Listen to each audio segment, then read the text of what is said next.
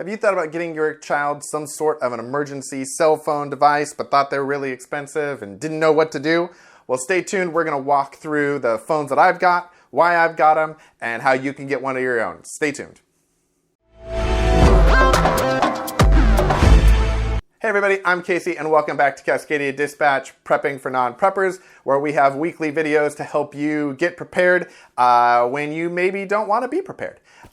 So today we are going to talk about kids' emergency phones. Last week we talked about kids' emergency kits for school, and in that video I talked about the fact that we had a phone for each of the kids and that I was going to talk about that in a future video. Well, folks, today is that future video. If you'd like to see more videos like this, go ahead and subscribe, hit the like button, and we are going to dive into why I have the phones for my kids, where I got them, what's on them, and all of the other little details that you might want to know, especially the cost. Okay, so why did I get cell phones for my children who at the time were 5 and 8? Yes, 5 and 8. Most parents don't get cell phones for their children until they are much older, until they're driving. Why did I get them, especially so young? So there are a couple of reasons why I did this. Number one was in case of an emergency, I wanted them to have a way to communicate. And yes, I know that cell towers may be down in case of an emergency, like if it's an earthquake or something like that. But if it was some other type of emergency, if it was some sort of a lockdown situation or a lockout situation, or there was, a leak in a gas line or something like that, and the kids had to be evacuated from the school, so more of a school-specific disaster, I wanted them to have a way to get a hold of us. Our children go to a charter school that is about 20 minutes away from our house, so we're not necessarily going to be able to walk to get them. It may take us a little while to get to them. So having a way to communicate not only with us, but also with each other, because each of them have their own phone number and so they could talk to each other. They're at different ends of the field or something like that, I thought was really important. The second reason I got the phones for the kids is because we're not always planning for a major disaster. A lot of the tips and tricks and things that I talk about in my videos aren't just about planning for an earthquake or what you need specifically for an earthquake or a hurricane or a tornado. It's about getting items and supplies and plans in place so that if an earthquake or a major disaster does happen, you're prepared. But also, it makes the smaller disasters and the smaller issues that you come across during your day a little bit easier to deal with. Be it a flat tire, be it you left your wallet at home, all kinds of little things that can happen. If you have some of these plans in place, they will make life easier. And for my children, they are now at the age where they're going to friends' houses, they are going to sleepovers, they are going to classes, and so having a way for them to communicate in an emergency is important. Or if, something happens while they're at a friend's house and they miss us or something, or they need to get a hold of us because a parent is having an issue, having a phone is a key thing for them to have. I'm going to put a caveat in right here about just parenting and judgment and children. Getting a phone for your child and having a subscription for that phone and things, there's a financial obligation. There are a lot of things that are unique to your own parenting style and your own child's level of responsibility, maturity, and all that sort of stuff. This is one of those where it's your judgment call, and I'm not judging anything that you do. I'm just telling you what I did based on the way that I wanted to kind of parent the kids and also how the kids are responsibly wise. We have gone over things like when to use the phone and when not to use the phone. You don't use it in class. You only use it in an emergency. They know that if they don't follow that rule, then that phone would go away. There are other consequences that are associated with that. They understand that there's a financial piece to this, and wasting those finances may mean that there are other things that they don't get to have if they choose to waste those. If it's an emergency, talk all you want to. If it's just a Tuesday and you felt like calling a friend, which they couldn't do because they don't have friend numbers in here, then that's a different thing. So again, I know that this could be a little controversial because everyone has their ideas of ages and phones and screen time and all that kind of stuff. This is just what I did for my kids. And if it resonates with you, great. I encourage you to do it. If it doesn't resonate with you and you want to go a different way, great, awesome, wonderful too. No judgment, just ideas. All right, so let's talk about the specifics of kind of this whole phone setup. So the first thing is the carrier. So I went to a lot of different carriers trying to find what used to be called a burn phone, where you could pay a prepaid amount of money and you would get a certain amount of minutes and you could just kind of stash it in your car, or you could keep it in a backpack and it didn't expire and it didn't matter. Those sorts of phones apparently don't exist anymore. Most of the companies that used to do that now have expiration dates on the minutes. So if you bought 90 minutes of time, you would have 30 days to use that or it would go away. So from a financial perspective, you're buying in a lot of minutes and then you're having to keep track of constantly reloading and managing that, and that's not what I wanted to do. I also don't want these phones to be data heavy. I don't want them to be a subscription like we have for our regular everyday phones. Our kids have phones at home that they can play games on and that, you know, they could watch a movie on if they want to, if they're connected to Wi-Fi. But I don't want to spend on a data plan for this sort of a thing. I want it to be for making phone calls and text messaging, and that's pretty much it. So as I was researching, one of the things I found was T-Mobile. T-Mobile has a plan that you can get that is a prepaid phone plan that costs $3 a month, and you get 30 minutes of talk time and or 30 text messages. What's great about the plan is you can load up money in advance and then it will just take off the $3 a month. So if it's an emergency and they need to talk more, okay, it's 10 cents a minute or whatever it is a minute, and it'll just eat into that balance.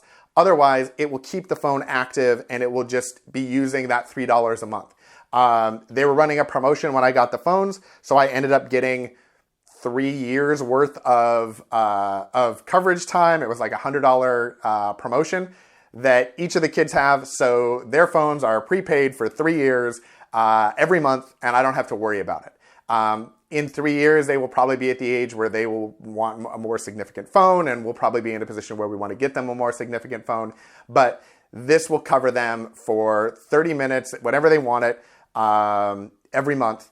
And it only costs $3 and it doesn't expire. So you don't have to worry about your investment kind of going away. Okay, so let's talk about the actual phone itself. Why did I pick a smartphone versus a flip phone? Most people would say get a flip phone. It's only for texting and calling. That's the most straightforward and the least expensive. And you would be correct, except this is a little more expensive. I think it was $20 more than the least expensive flip phone. It does do more than text and call if I connected data to it. I have it connected to Wi-Fi, so if they're at school or if they're at home, they have internet and data. If they're out of that, they don't have it. But in theory, they wouldn't need it at that point. And there are some reasons for that I'm about to go into. So what makes the smartphone the better option than the flip phone? Why did I do it? And what are the features? Well, there are several.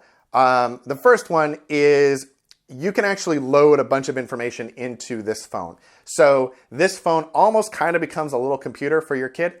I have things like family photos loaded in here. I've gone through the contact list and actually assigned pictures of each person to their phone number and contact information.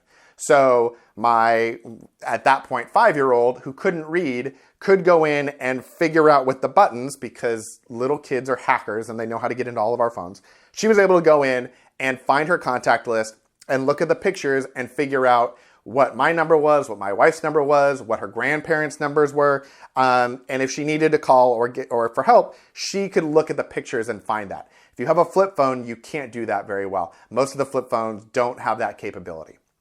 In addition to customizing the contact list with all of the phone numbers and pictures, I also had a store of family photos in the phone. So if there was a need for reunification or anything like that, each kid has the same pictures and the same family photos and everything that would make it easy for myself, for my wife, if we can't get there, for a grandparent or an uncle or an aunt to go and pick them up or at least be with them, because they would have some way of validating that, yes, this person is related to me by using the pictures on the phone.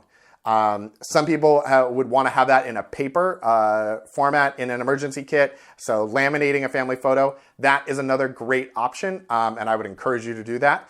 It's something that I have on my to-do list, is to kind of do that as well. But in the meantime, it was kind of faster to get them onto the phone, so they would at least have them. Another reason that the smartphone is preferable for kids versus a flip phone is for my kids that are younger and they were learning to read and write and things, trying to do the kind of 3-click T9 texting that exists on a flip phone is going to be a lot more difficult for them to kind of manage and understand and think through. Versus on a smartphone, there's a standard typewriter and they can see the letters and they can see the words and there's auto correct and things. So they can actually do some of that. They could also use the voice, the Google Voice capability to just say what they want to say and then have it translated into a text message and send that out. And they don't need to be connected to Wi-Fi or internet to do that. Really, it should all be able to be done on the phone itself. In addition to all of the contact kind of plans and reasons to do it, from a mapping perspective, I wanted to have some way for them to be able to see where they were going if they needed to get to our house, if they needed to get to a relative's house, if we couldn't get to them, but a friend could or something. I wanted them to have some way of navigating from where they were to where we are. And so the way that I did that is there is an app called Here, or Here We Go. It's a great app. It's a mapping app. Kind of like Google Maps or Apple Maps, but it's got all kinds of maps and you can put in things. What's great about it is you can put in points of interest. So for me, I put in all of our kind of relative houses and kind of our meeting points and things like that that are in layers that are held in the cloud. So I can enter them once and then I can download them into each of the phones and manage and update them centrally. So if we add a new meeting place, it'll automatically update on the phones, which is great.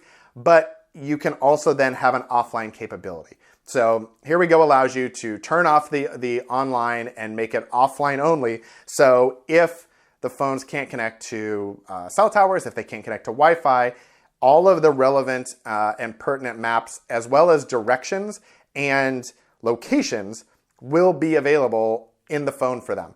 So if they're trying to help a friend figure out where they need to be, if they're trying to get home themselves, they have a fully functional map with directions for walking, for driving, that is all available. I even think there's a voice capability where it will actually tell you what the directions are, which is great for potentially younger kids if they're trying to navigate a street, which hopefully they wouldn't. Hopefully they would be with a parent. But worst case scenario, there's something that they could actually be telling them where they're going, or they could have the phone in their pocket so they could have their hands free to hold whatever they needed to hold and still be getting the directions. So Here We Go is a great app for that. It's not available on a flip phone, but you can get it on a smartphone pretty easily.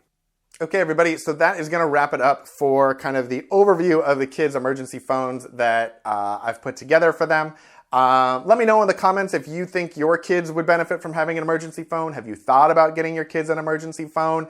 Have you looked into kind of the GPS tracker route? Are you more interested in that? Let us know what you're thinking. If you already have an emergency phone, what kind did you get for your kids? Are there other plans? I wasn't able to find any other plans that were prepaid like this, like T-Mobile had. But if there are other ones out, it'd be great to share them with the group. So leave that down in the comments below. Don't forget to like the video and subscribe so you will be alerted when we have new videos every week, as we have been doing. We'd love to have you as part of the community. Thanks again. Let us know if you have any questions, and we'll sign off for this week. Thanks a lot. Bye-bye.